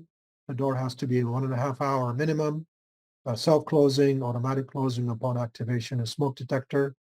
And the horizontal exit cannot be the only exit. So in this case, you have another exit from this area. Area B requires only one exit, so you go that way. And of course, the occupants from here, half of them will come in here. Yeah. Horizontal exit separation could be by firewall, fire barrier, horizontal assembly, or both. The minimum required rating for the firewall for horizontal exit must be 2 hours. The openings is regulated by Chapter 7, Section 716. Any duct and transfer openings must be protected. Again, we have to protect this passive fire protection and make sure it doesn't contaminate it, because otherwise, if you have no fire dampers or smoke dampers, you could have smoke getting into the area of refuge or on the other side. So it defeats the safe purpose that we said we're trying to accomplish. Horizontal exit to be continuous from exterior wall to exterior wall. And when you have ceilings, it has to be vertically throughout the building, unless the floor ceiling assembly is 2 hours rated. So if it's 2 hour rated, you can stop it. And the area of refuge here must be properly sized. So the original occupant load plus an anticipated occupant load. The code will give you the prescribed way on how to calculate that, and we'll get into it in a minute. To calculate the area of refuge on the side that you're exiting to. So you're exiting from, for exit from area A, which is 1, must be adequate to meet the demands of area A, which is the occupant load multiplied by 0.2 to give us the width in inches, plus we must add the occupant load coming from area B through the horizontal exit. And area B, of course, in this case, through horizontal exit is not the only exit. You can go through, you have another exit. So this is considered an area of refuge, and it's a space occupied only by the same tenant or a public area. And we'll see that public area outside. So how do we determine the refuge area capacity?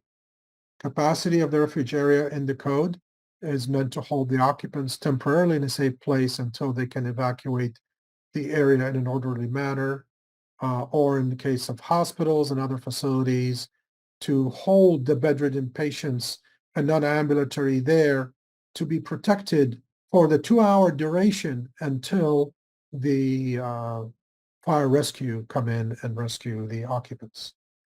So the capacity is the net floor area, allowance of 3 square feet for each occupants to be accommodated. We'll go through examples in a minute. The anticipated occupant load from the adjoining shall be based on the capacity of the horizontal exit doors entering the refuge area. So in this case, we will calculate the capacity. We're almost doing reverse engineering of the door. And that's the anticipated occupant load that's coming. So it may be even more than half the occupant load of that space. Again, we have examples. Exit or horizontal exit forms a smoke compartment. When we compartmentalize, in these group I1, do smoke compartment I2 and I3 occupancies, and in ambulatory care facilities, the capacity addressed in chapter 4. So here is an example. So we have an assembly room of 320 occupants. We need 2 exits. We can't. So we have 1 exit this way, and we elected to go through the office. But of course, we have to do a horizontal exit here because we cannot exit through an office. We need to exit those people straight out. And we do not have the capacity here. And we need 2 exits, and the 2 exits has to be separated by half the diagonal. So this is our second exit. 320 occupants, half of it will go here, half of it will go here. Then we have to calculate the capacity of this door. So 33 inches times 0.2 gives us 165, which is greater than 160. So notice that, very important. Half the 320 is 160, but the door is 33 inches. So 33 by 0.2, we reverse engineered it, and we found that this door can accommodate 165. So that's our anticipated occupant load now in here. So this door usually is based on an occupant load of 20 in this case, but the refuge area must be able to be 555 square feet, which is 165 plus 20 multiplied by 3 square foot by occupants. So this refuge area must be sized to accommodate the 165 plus 20. This door doesn't need to change because the concept of timed egress, when there's a fire, people here will go out and people here will come in and then go out, not at the same time.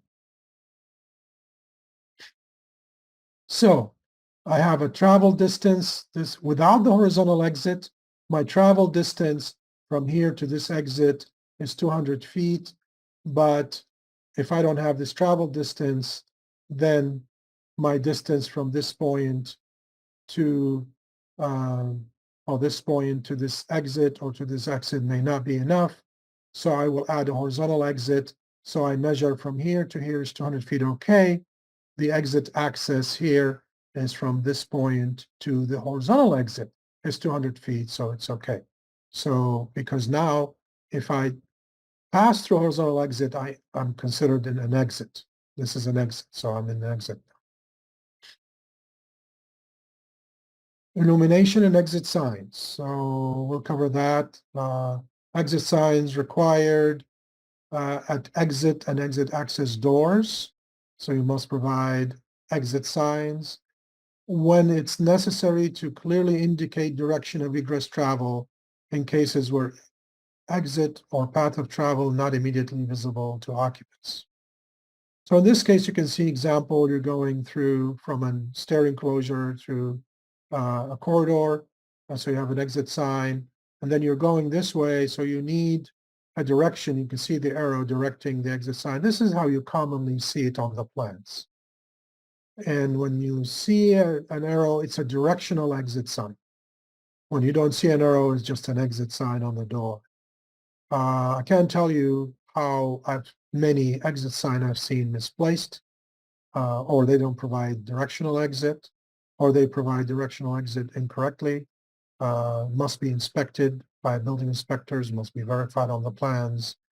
I've seen in other countries, did training in other countries. I've seen in malls, exit signs point you inside the store. When you're inside the store, a sign on the same door points you to go outside the store. So the door will have two exit signs, both inside and outside. So exit signs, the concept of the more the merrier, or placed in the wrong location is very dangerous because you could mislead people when they go the wrong way. Exit signs must be located intervening means of egress doors. In this case, this is intervening means of egress doors in corridors where it's more than 100 feet, the nearest visible sign to reduce the distance required to view the exit sign. We'll see some examples. Exit signs are not required when one exit is needed only or one exit access. Main interior exit doors clearly identifiable. Group U occupancies, these are exceptions for R1, R2, R3, sleeping rooms and detention facilities. Group A4, A5 on the seating side of vomitories. This is for stadiums. Indoor stadiums, outdoor stadiums, on the seating side of vomitories, you do not need exit signs. Vomitory is that tunnel to get you out. So here is, you can see the 100 feet limitation. This is placement of exit signs. The main door doesn't need exit sign here, but you can put exit sign.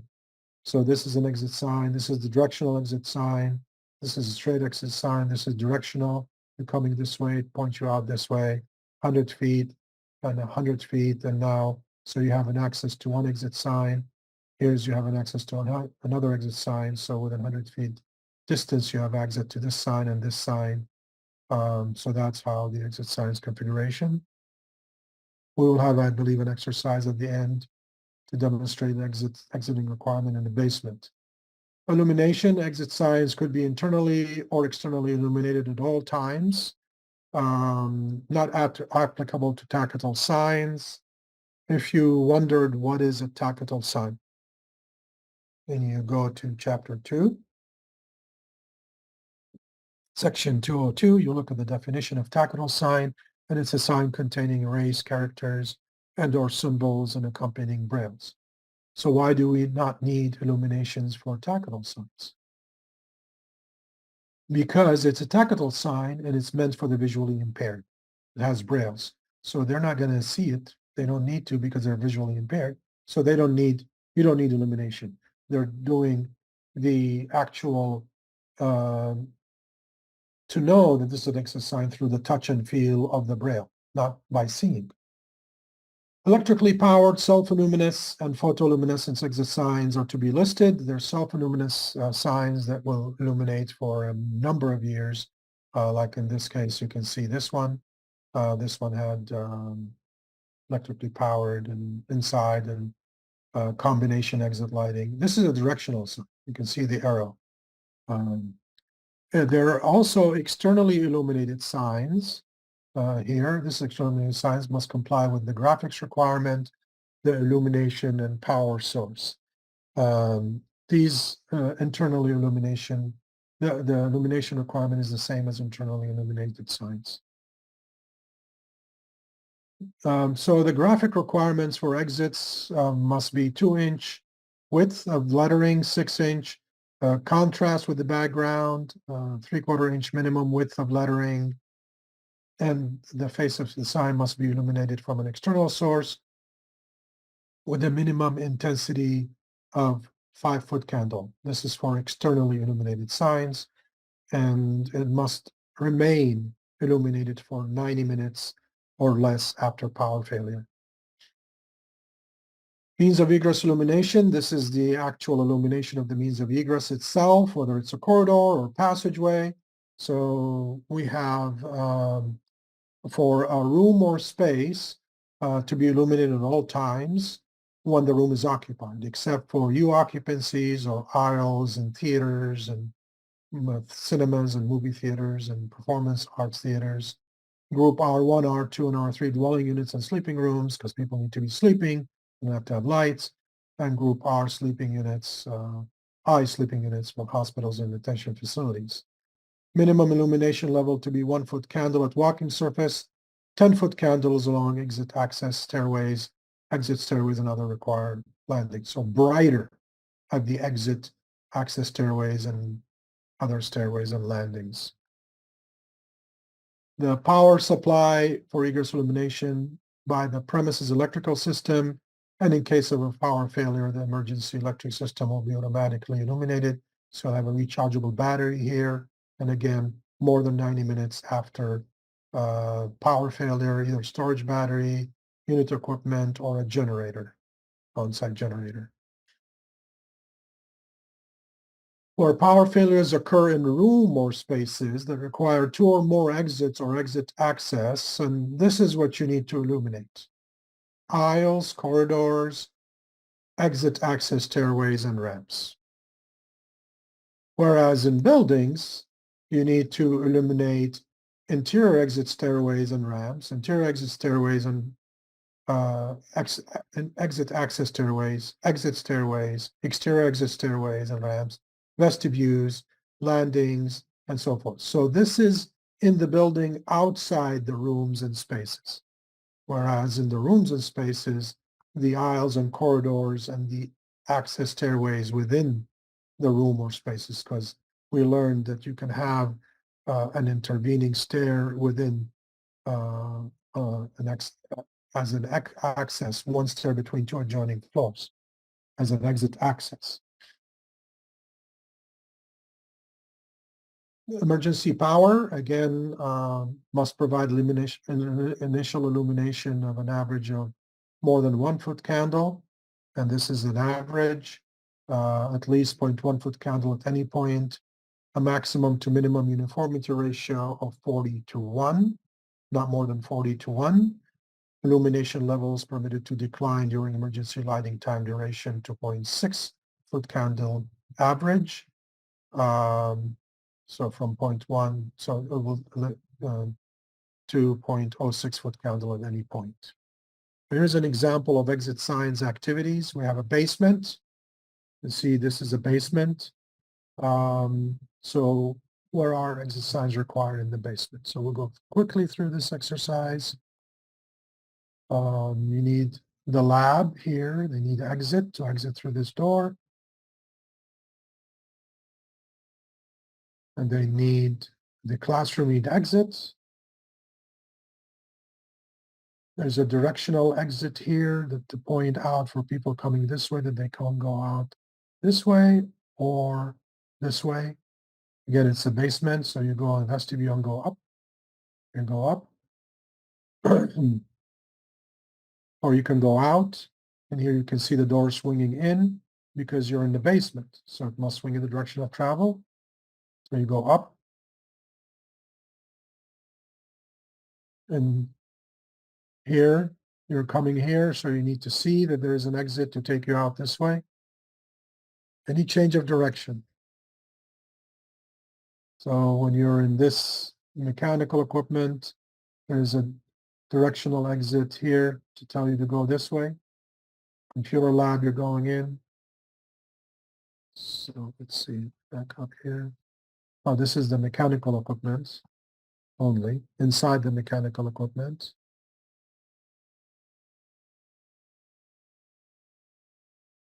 Again, another directional sign here. Tell you to go this way and this exit to tell you there. Inside when you're in the corridor now, you have to have one here, and one here. Because if you're coming from this lab, you need to know going this way and that way. So basically you're peppering it with exit signs. Because of the configuration, it's a little complicated and it's a basement. But generally any change of direction. Exit discharge. This is the last component of our webinar. The exit discharge, it's when you're out. It has to be at grade or provide a direct path of egress travel to grade. Exit discharge should not re-enter the building. Why? Because once you achieve a level of safety, you cannot diminish that and go back into the building. And that is a little bit of a challenge. There are some buildings being built these days that I don't think they're compliant, but they're built. They're donut shaped with parking structure in the middle. Well, you exit from the parking into the building, or so it's a different occupancy, and I think there's complications. I've seen one of those buildings with about 10 or 15 alternate methods and materials approval and 25 firewalls just to make it work. Well, if you're going through this effort to make this thing work, then it's obviously not meant to be.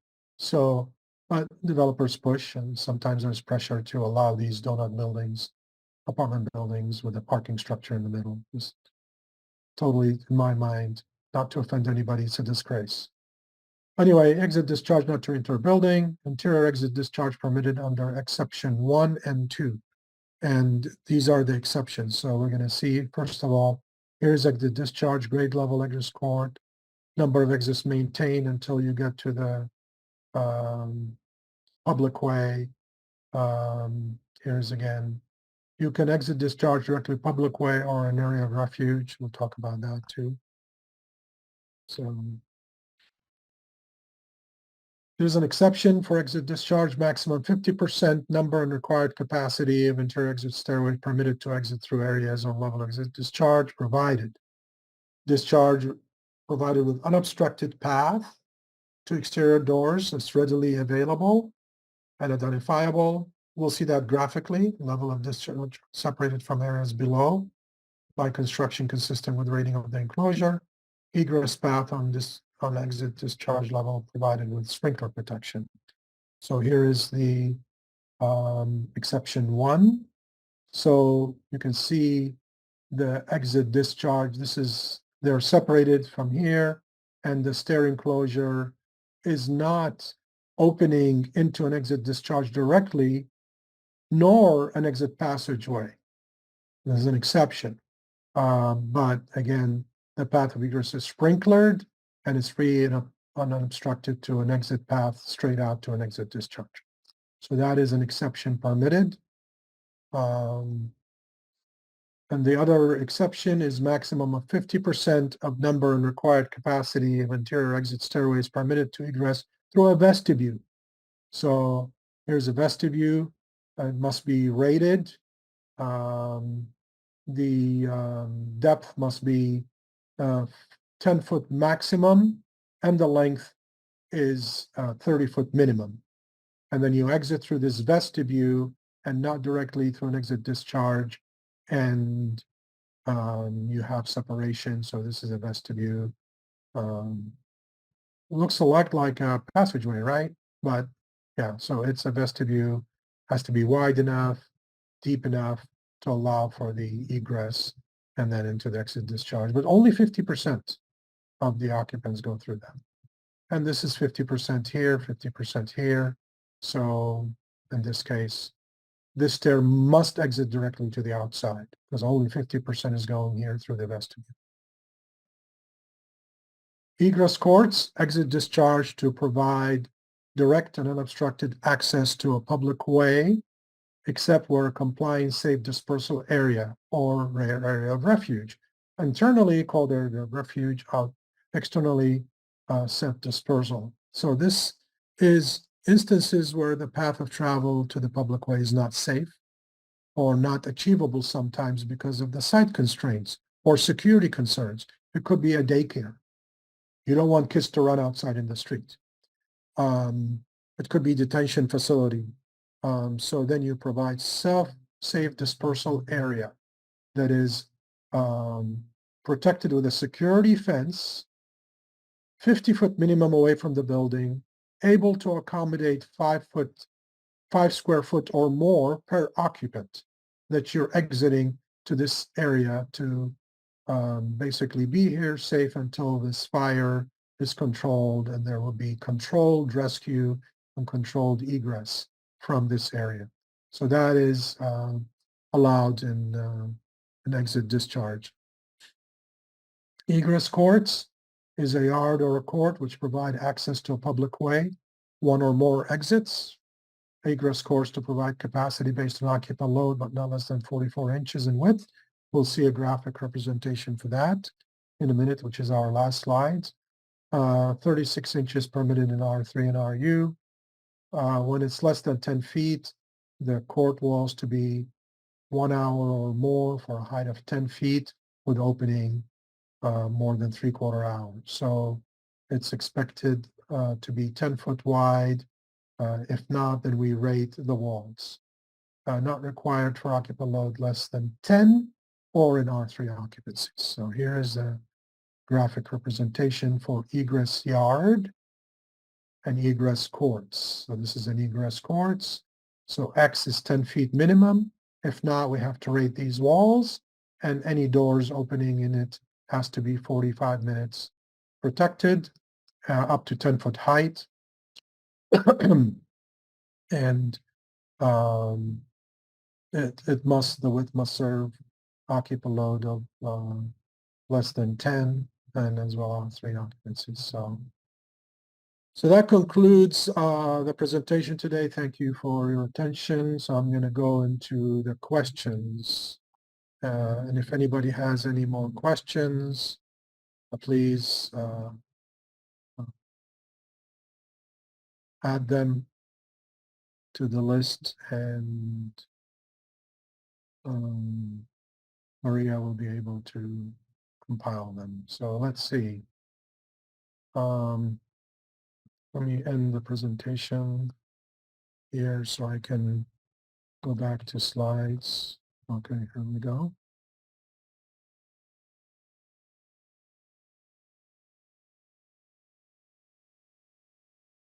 All right.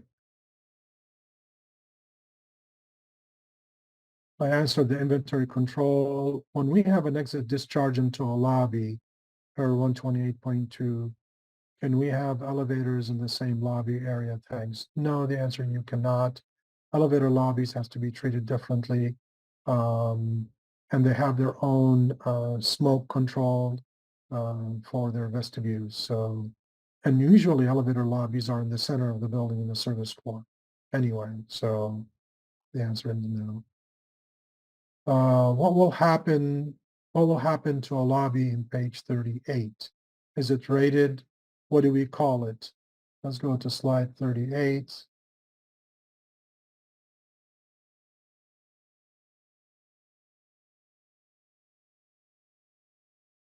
See what the question meant. So what will happen to a lobby in page 38? The lobby will be rated accordingly if it's considered a vertical shaft or a vertical enclosure. If it's more than 4 stories, it will be rated 2 hours. If it's 4 stories or less, will be rated 1 hour. So so it's a lobby and it will be rated enclosure. So again, a 2 hour rated if it's more than 4 stories. And if the lobby is 2 hour rated, then this exit passageway in here has to be 2 hour rated. Or you put a door on it, it will be exit passageway. Otherwise, it's an extension of the lobby. So 2 hour rating here if it's more than 4 stories, or 1 hour if it's less. Rating continues. So this will be an extension of the lobby right here. Yeah. I don't know if you can see my pointer. Can we go to revolving door slides, please? I want to take a screenshot. So let's see if we can go to that. I hope you have this copy of this presentation, as Maria pointed out. If not, we'll make sure to get one.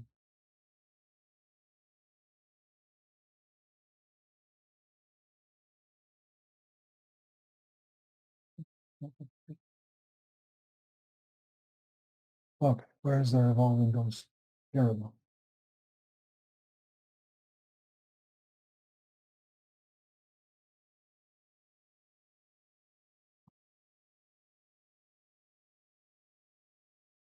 All right, these requirements are listed in the code anyway, 1 through 7. And the picture is, I believe this picture is available in the commentary. So if you have access to the commentary, should be able to access a lot of the information and the narratives and, the discussions. Commentary is a great tool.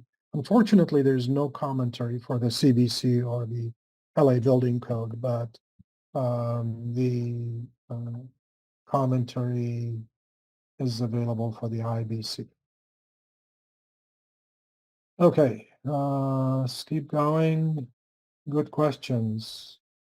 LABC 1027, exterior exit stairway. How do you measure the 10 feet required setback to property line measured from the closest edge, i.e. guardrail? Not sure I understand this question. Let me see if I can go to 1027. I think that will be the last. How do you measure the 10-foot required setback to the property line? Measured from the closest edge of the stairway. I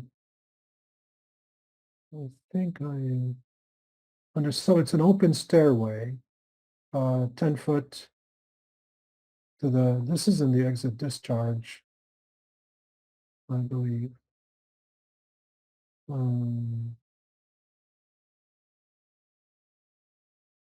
Love these questions can only be asked by engineers that are very particular.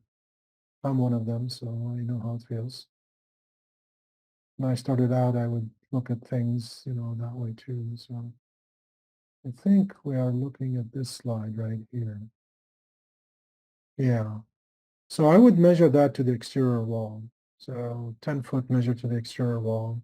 Because the guardrail could be recessed to the opening, the edge of the opening itself, not necessarily to the guardrail. Guardrail could be to the inside. So the physical opening will be the exterior wall where the fire could come in and basically enter the building. So I would measure to the exterior wall. Exit to lead, exit discharge, but I'm not clear in the presentation. It alluded as exit passageway in some cases. An exit passageway is an exit. It's just a long looking type of, it's a corridor. It looks like a corridor or a walkway, but it's a different animal. It's rated, its integrity is protected.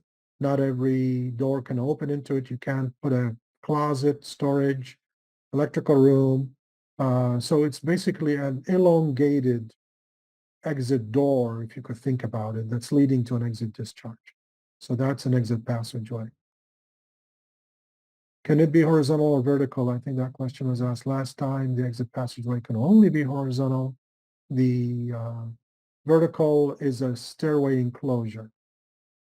And we can't say elevator because elevator is not considered a component of an exit.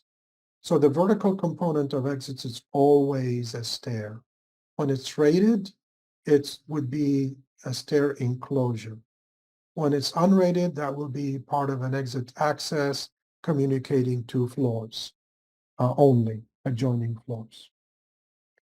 Exit discharge exception number 1, where stair egress to lobby, slides mentioned needs to be sprinklered. Can the building be partially sprinklered?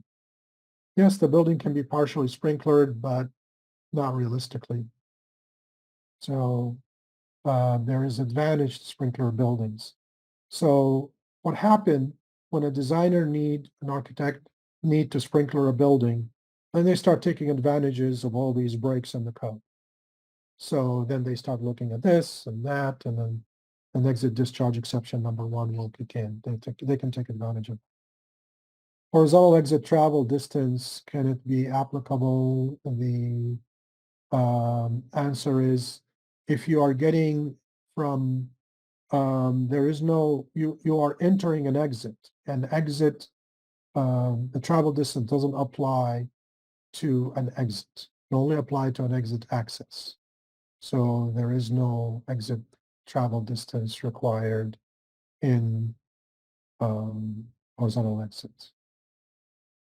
I believe this is all the questions I see in the chat. Do we have anything else, Maria? No, we don't. We have another chat here.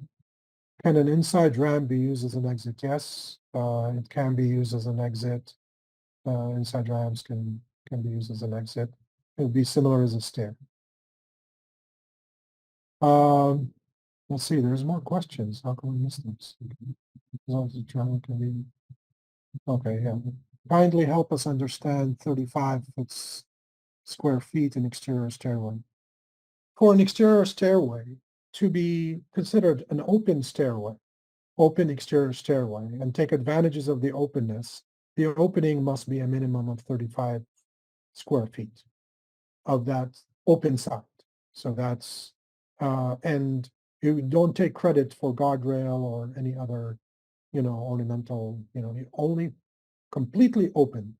Um, um, so, and that's in this slide here. So again, the idea is for smoke not to be trapped in the stairway or ramp, because the question was a ramp. You can use a ramp in a vertical enclosure, but of course your vertical enclosure will be very big because the slope of the ramp will have to meet the slope requirements. So one side must be facing courtyard, public way, or a yard, and will allow the fire to escape and vent outdoor, and the occupants can use the stair. It will be usable. So, and the opening is 35 square feet. You cannot take credit through when you have a guardrail. So you take the ceiling height minus the guardrail to determine your allowable area. Yeah. Okay, I think that's it what we have. Let me check if there's any other. Last call. Okay. All right. Thank you all. I'll see you again. I will do 11B. 11A will be done by Isam Hassanin.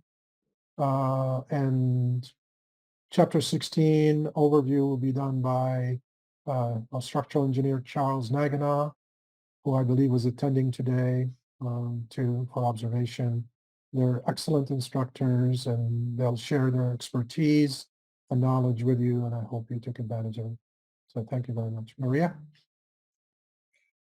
Okay, thank you very much, Mr. J. Albatar, for a very informative webinar. I would also like to thank each and every one of our participants for joining us today. With that, I'm closing the seminar now. Thanks again and have a wonderful rest of the day.